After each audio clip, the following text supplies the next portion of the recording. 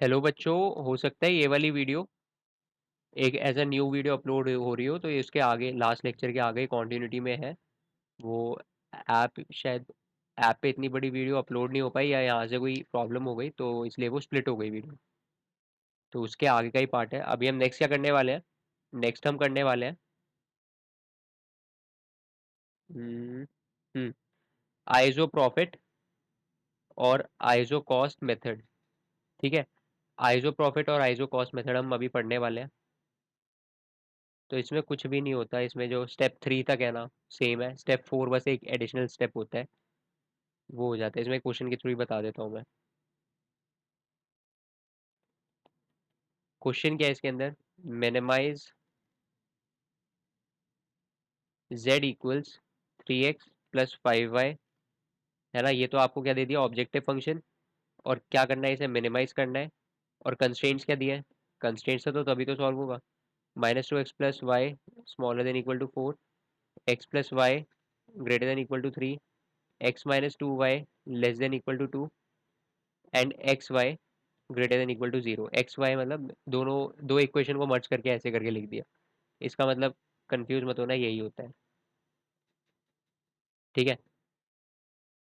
अब क्या करना है? स्टेप 3 तक जो हम कॉर्नर पॉइंट मेथड में करते थे, सेम वैसा करना है। पहला स्टेप क्या है? पहला स्टेप तो है ग्राफ बनाओ। पहला स्टेप तो है सबके ग्राफ बनाओ।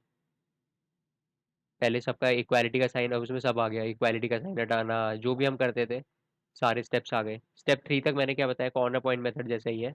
तो वो शेडेड रीजन मतलब कॉमन रीजन निकालना, वहां तक आपको सेम ही करना है। तो कर लेते हैं जल्दी से। यहाँ सबका अलग अलग कर देते हैं। 2x plus y equal to लगा देते हैं। यहाँ पे x की वैल्यू और y की वैल्यू डाल के देख लेते हैं। x की वैल्यू 0 डालोगे, y की वैल्यू क्या आएगी? 4। और अगर आप y की वैल्यू 0 डालोगे, x की वैल्यू आएगी -2। Next, x plus y equal to 3। 0 3 और यहाँ 3 0, ये 3 है। नेक्स्ट,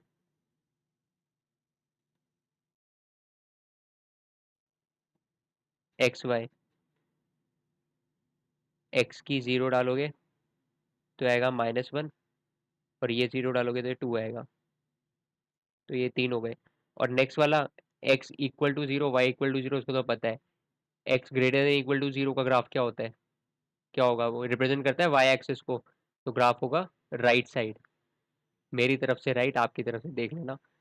और y इक्वल 0 का ग्राफ होता है एक्स एक्सिस, और y greater than equal to 0 ऊपर की तरफ, अपवर्ड। तो राइट एंड अपवर्ड आता है। फर्स्ट क्वाड्रेंट पता है ना, वो होता है दोनों का कॉमन। ठीक है। तो क्वाड्रेंट क्या होता है? रुक बताता हूँ अभी क्वाड्रेंट क्या होता है। ये सब बहुत बेसिक चीज़ है। कोऑर्डिनेट ज्योमेट्री पढ़ा है तूने? अच्छा, कोऑर्डिनेट ज्योमेट्री पढ़ा है, क्वाड्रेंट नहीं पढ़ा? क्या बात है। एक्स और वाई, क्या पॉइंट चाहिए हमें? अच्छा ठीक है, मतलब 1 2 1 2 पे बाइंड अप हो रहा है। 1 2 3 4 5, इतना लंबा जा नहीं रहा उसे। 1 2 3 4, -1 -2 -3 -4 -1 -2 -3 -4, ये हो गया। अब पहला पॉइंट क्या है? 0 4 और -2 0। 0 4 ये हो गया, और -2 0 ये हो गया। ठीक है, इसको साथ में ही ज्वाइन कर देता है।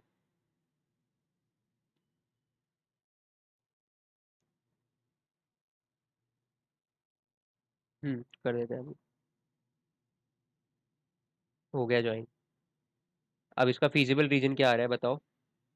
फीजिबल रीजन कुछ भी नहीं आ रहा है इसका, आप ओरिजिन टेस्ट कर लो। तो फीजिबल रीजन, अच्छा फीजिबल रीजन जो कॉमन रीजन आता है ना सबका ग्राफ का, उसे कहते हैं फीजिबल रीजन।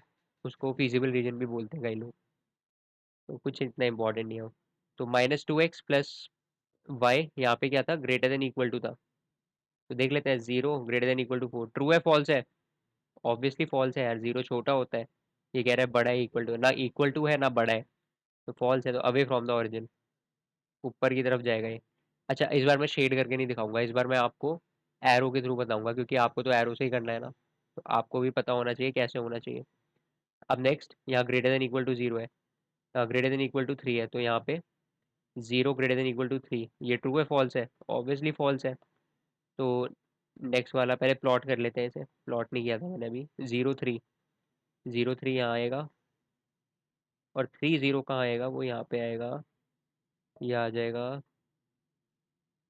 ये आ गया आपका, वेट वेट वेट,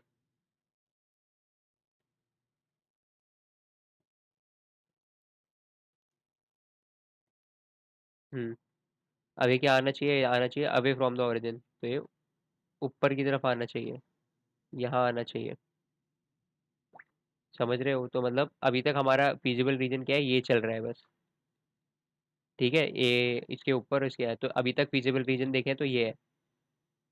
ठीक है, मुझे लगता है ऊपर वाला पार्ट रब भी करना पड़ेगा। कोई नहीं, कर देंगे अभी, एक बार ये हो जाए फिर इस डेटा की जरूरत क्या है। नेक्स्ट क्या है आपका?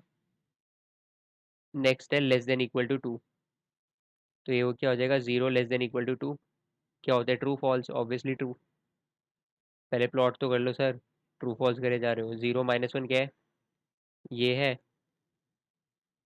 और टू जीरो क्या है, ये है। ज्वाइन कर दो।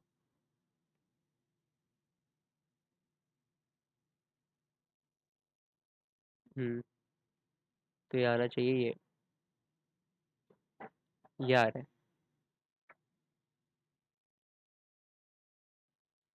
ये आ रहा है, ठीक है।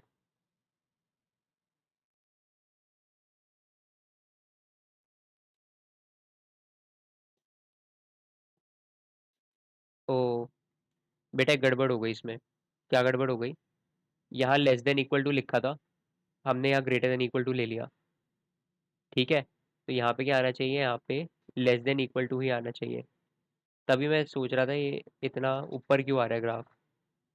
तो यहाँ आना चाहिए लेस देन इक्वल टू, और यहाँ लेस देन इक्वल टू था ही, तो बेसिकली ट्रू आएगा। ट्रू आएगा तो टूवर्ड्स द ओरिजिन, तो ये यहाँ की जगह जो रीजन होगा वो यहाँ पे आएगा। ठीक है, तो आपका अभी फिजिबल रीजन क्या आ रहा है, अभी इसका क्या, ये जो हमने जस्ट अभी ड्रॉ किया है, इसका क्या ट्रू आ रहा था, इसका भी टूवर्ड्स द ओरिजिन है, तो ये। तो अभी फिजिबल रीजन क्या आ रहा है अभी तक के हिसाब से, वो आ रहा है ये पूरा। अभी हमने एक्स वाई एक्सेस नहीं देखा, तो उनका भी देख लेते हैं, वैसे आएगा तो इतना ही। अब x equals x is greater than equal to zero, इसका ग्राफ क्या होता है, एक्स एक्सिस ही होता है ये, और पॉजिटिव डायरेक्शन में, मतलब ये राइट साइड। और y is greater than equal to zero, इसका क्या होता है, एक्स एक्सिस होता है ग्राफ, और उसके ऊपर वाला रीजन, तो ये। अब सब में कॉमन रीजन क्या आ रहा है, शेड करो ना करो मुझे तो दिख गया ये वाला, तो ये इधर, ये वाला इधर की तरफ ले जा रहा है, ये ऊपर की तरफ ले जा रहा है, ये इधर। तो सब किसकी तरफ, किस रीजन की तरफ पॉइंट कर रहे हैं, सब इस रीजन की तरफ पॉइंट कर रहे हैं। मैं इसको क्या करता हूँ, पेंसिल से शेड कर देता हूँ। दिख गया? सब इस वाले रीजन की तरफ शेड कर रहे हैं।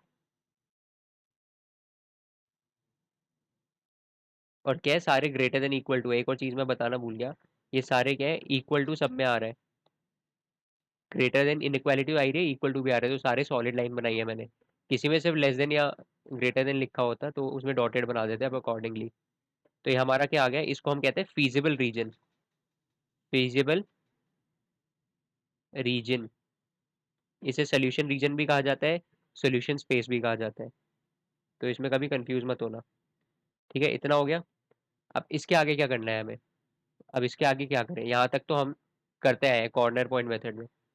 अब एक स्टेप जो लास्ट, थर्ड स्टेप तक तो हमने सेम कर दिया, लास्ट स्टेप चेंज हो जाते हैं। कॉर्नर पॉइंट मेथड में क्या करते थे, जो फीजिबल रीजन को बाउंड कर रहे हैं पॉइंट्स, इसमें कौन कौन से पॉइंट बाउंड कर रहे हैं, एक तो ये वाला पॉइंट कर रहा है, एक तो ये वाला पॉइंट बाउंड कर रहा है, ये वाला नहीं कर रहा, ये वाला नहीं कर रहा, क्योंकि देखो ये वाई एक्सिस के लेफ्ट साइड आ रहा है, बट ये वाला कॉमन नहीं है। तो पहला पॉइंट कौन सा कर रहा है, पहला पॉइंट बाउंड कर रहा है ये वाला, दूसरा पॉइंट बाउंड कर रहा है ये वाला, तीसरा पॉइंट बाउंड कर रहा है ये वाला। ठीक है, ये तीन पॉइंट बाउंड कर रहा है। तो इसमें कॉर्नर पॉइंट्स क्या क्या आते हैं आपके, जीरो फोर आता, जीरो थ्री आता, और इनका आपको निकालना पड़ता है, जो भी इंटरसेक्शन पॉइंट है यहाँ पे आ जाता। और तीनों को आप इस ऑब्जेक्टिव फंक्शन में डाल के देखते हैं, देखते हैं किसमें मिनिमम वैल्यू आ रही है, वही आपका आंसर होता। बट अभी तक ऐसा कुछ भी नहीं है। इस वाले मेथड के अंदर ऐसा कुछ भी नहीं होता। इस वाले मेथड में क्या करना होता है, इस वाले मेथड में यहाँ तक तो आप सेम करते हो, आपने ग्राफ वगैरह सब प्लॉट कर दिया। उसके बाद स्टेप 4, पहले लिख लो स्टेप 4। स्टेप 4, स्टेप 3 तक सेम कॉपी कर देना, वही वही common region, find common region तक। स्टेप 4 में क्या है, स्टेप 4 ध्यान देना, पहले ऑब्जेक्टिव फंक्शन यहाँ लिख लो। z इक्वल्स क्या है, 3x + 5y, 3x + 5y, यही ऑब्जेक्टिव फंक्शन। अब ये जो x का कोएफिशिएंट है और y का कोएफिशिएंट है, इनका एलसीएम ले लो, इन दोनों का एलसीएम ले लो। एलसीएम वैसे 15 होता है, बट बता देता हूँ निकालना है तो ऐसे करके निकालते हैं। अब ये जो ना इन्हें इन्हें इंटू कर दो, 3 × 5 क्या आता है, ये आता है 15। एलसीएम ले लो। अब ये 15 है, ये जेड की जगह लिख दो, यहाँ पे जेड की जगह 15 लिख दो और ये आ जाएगा 3x + 5y। ये आपकी इक्वेशन तैयार हो गई। अब इस इक्वेशन से कोई भी 2 पॉइंट्स ले लो, कोई भी 2 पॉइंट्स, तो कोई भी 2 पॉइंट ये आ जाएंगे आपके, x y। तो पहले x0 ले लेते हैं, तो y आ जाएगा आपका 15/5 3। y0 ले लेते हैं, 15/3 5। ये आ गया, यहाँ तक आ गया। कोई डाउट है यहाँ तक बेटा? डाउट है तो बताओ जल्दी, कोई भी डाउट है यहाँ तक तो बताओ। हो गया यहाँ तक? ठीक है। आप क्या करना है, आपको इन दोनों पॉइंट्स को ग्राफ पे प्लॉट कर देना है, 30 50, 3 0 3 और 50। 0 3 कहाँ पे आएगा, 0 3 तो ये रहा, रेड से डिनोट कर देता हूँ, 0 3 ये रहा। और 50 कहाँ पे आ जाएगा, 50 ये रहा। अब दोनों को ज्वाइन कर दो।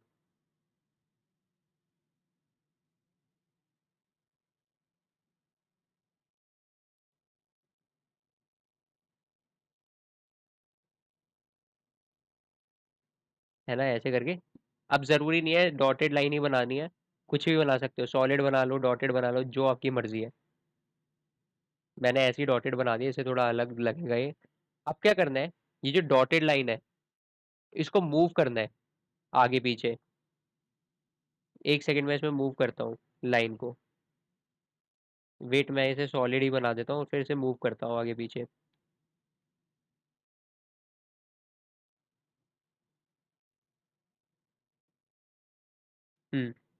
लाइन बना दी मैंने। अब इसे मुझे मूव करना है आगे पीछे।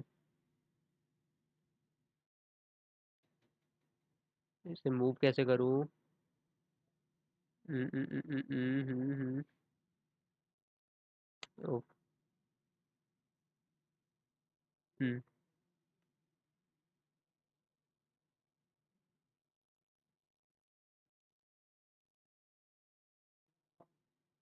Select object.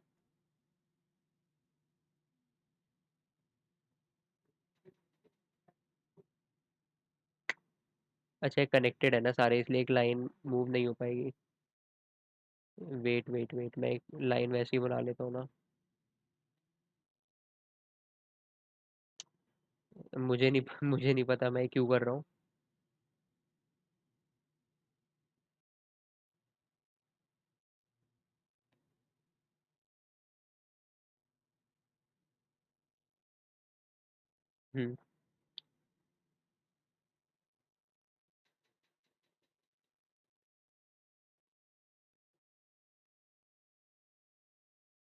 हम्म देखो, ये मैंने लाइन बना ली एक, इसके पैरेलल ही है। ये लाइन जो होनी चाहिए इसके पैरेलल ही होनी चाहिए। थोड़ी बहुत पैरेलल लग रही है, लग रही है ना। प्रॉपरली पैरेलल नहीं लग रही, बट थोड़ी बहुत तो लगी रही होगी। अब ये भी मर्ज हो गई इसमें। वेट वेट वेट, छोड़ो इस लाइन को, एक नई लाइन बनाते हैं जो एग्जैक्टली यही लाइन है, यही लाइन होनी चाहिए। ये हम बना लेते हैं, ये बन गई line.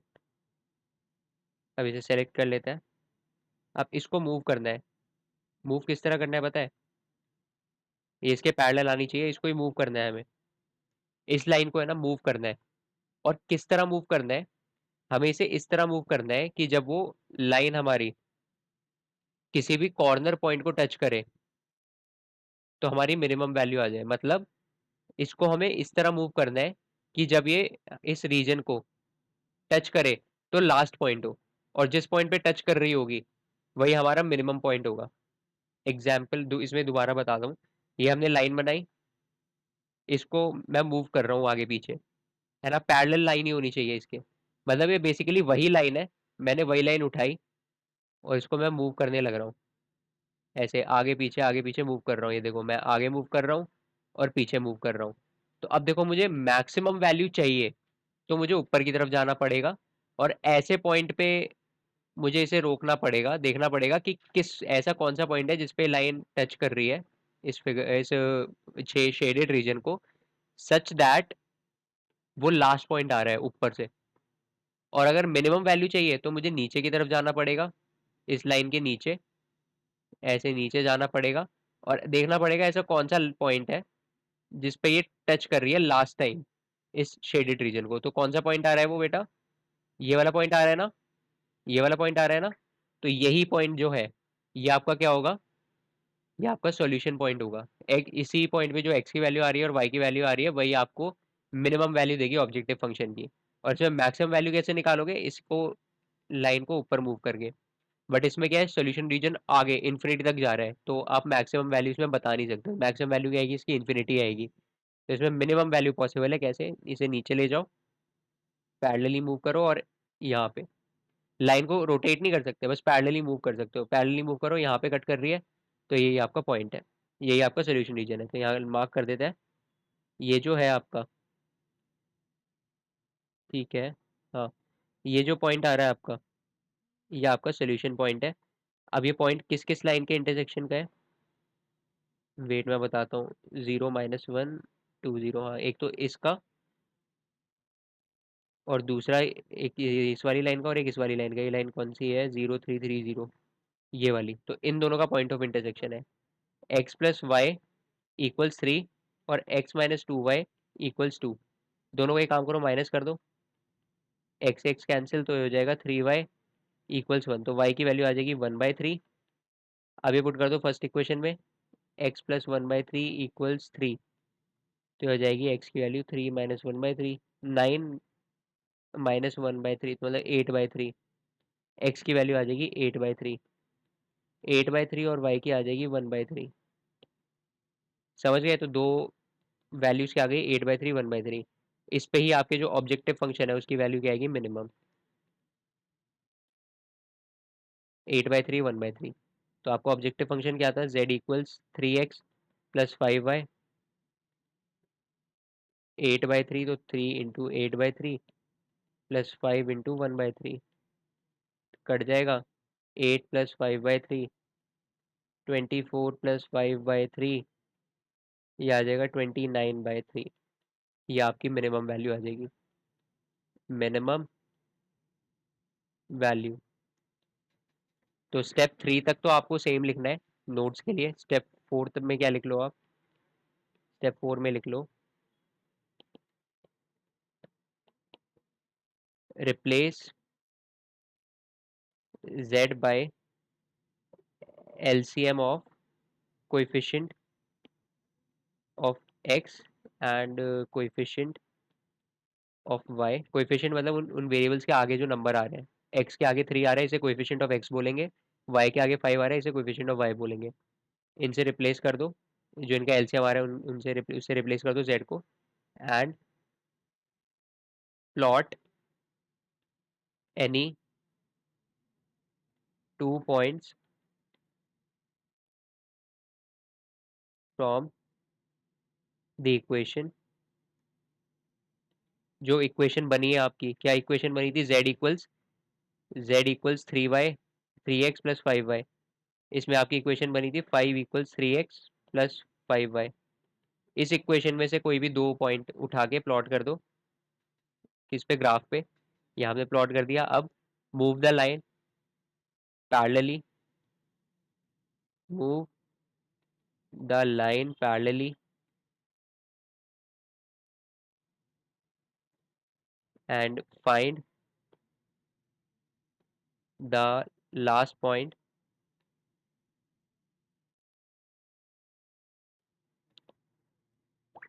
to find the last point to find the last point to what? To touch the feasible region. Find the last point which is touching the feasible region. Wait. Which is touching the feasible region बताया था. Find the last point which is touching the feasible region, and that is the required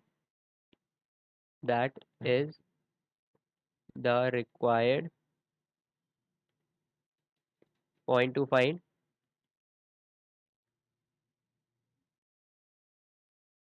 minimum value of objective function.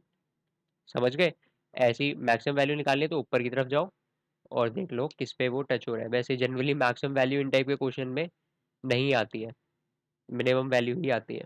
Maximum value इसमें आ ही नहीं रही कोई, तो infinity ले लोगे आप, मतलब मैक्सिमम कितना भी हो सकता है. समझ गए? ये दोनों समझ आ गए?